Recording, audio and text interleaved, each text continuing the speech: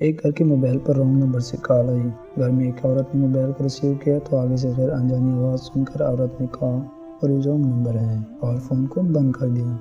لڑکے نے جب ہیلو کی آواز سن لی تو وہ سمجھ گیا کہ یہ کسی لڑکی کا نمبر ہے۔ اب اس رانگ نمبر کو ملانے والا لڑکا مسلسل اسی نمبر پہ کال کرتا رہتا لیکن وہ عورت فون نہ اٹھاتی۔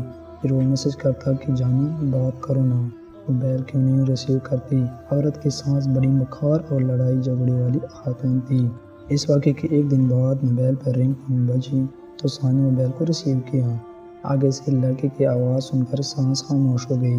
لڑکا بار بار کہتا رہا کہ جانی مجھ سے بات کیوں نہیں کرتی، میری بات کو سنو پلیز، تمہاری آواز نے مجھے پاگل کر دیا ہے۔ سان نے خاموشی سن کر موبائل کو بند کر دیا۔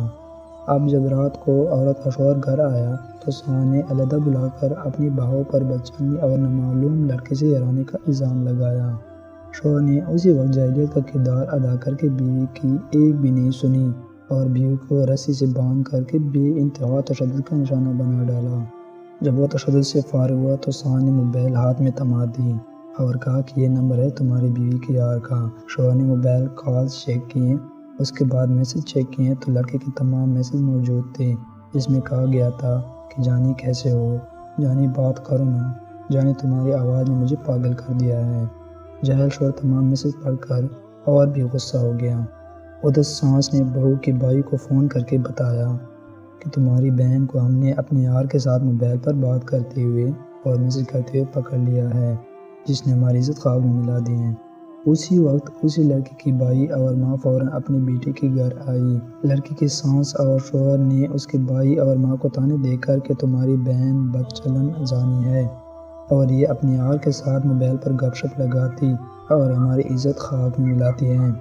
اس لڑکی کی بھائی نے بھی زمانۂ جاہلیت کو مات دی اور اپنی بہن کو بالوں سے پکڑ کر خوب تشدد کیا۔ لڑکی قسمیں کھا کر اپنی صفائی پیش کرتی لیکن جاہل اور شیطان سانس اور شوہر کے آگے بھی بس رہی۔ لڑکی کی ماں نے اپنے بیٹے سے کہا کہ نہا دھو کر قرآن پاک پر ہاتھ رکھ کر اپنی صفائی پیش کرو۔ لڑکی نے نہا دھو کر قرآن پاک پر سب کے سامنے ہاتھ رکھ لیا لیکن شیطان سان نے اس کو بھی ٹھکرا دیا اور کہا کہ جو لڑکی اپنے شوہر سے غداری کر سکتی ہے تو اس کے لیے قرآن پاک پر ہاتھ رکھنا بھی کوئی مشکل کام نہیں ہے۔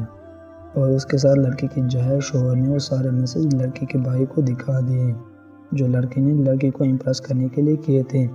لڑکی کے سان نے جلدی پر تیل چڑھا کر کہا کہ تمہاری بہن بہت چالاک اور مکار ہے، جس پر لڑکی کے بھائی کو غیرت آئی اور اس نے غصے میں آ کر اپنی بہن کی ایک بھی نہیں سنی اور پستول نکال کر اپنی بہن کے سر میں 4 گولی پیوست کر دی اور یوں ایک نمبر کی وجہ سے ایک خاندان اجڑ گیا اور 6 بچے یتیم ہو گئے۔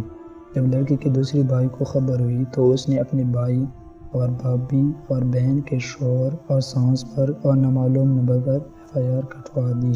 جب پولیس نے اس موبائل کے ڈیٹا کو چیک کیا تو معلوم ہوا کہ لڑکی نے صرف ایک دفعہ رانگ نمبر کو ریسیو کیا تھا اور پھر وہ رانگ نمبر مسلسل میسج اور کال کے ذریعے سے اس لڑکی کو پھنسانے کے چکر میں لگا رہا۔ موبائل فون کی ڈیٹا رپورٹ منظر عام پر آنے سے لڑکی کے جس بھائی نے بہن کو گولی ماری تھی اس نے اسی وقت جیل میں خودکشی کی اور رانگ نمبر ملانے والے لڑکے کو پولیس نے گرفتار کر کے جیل میں ڈالا۔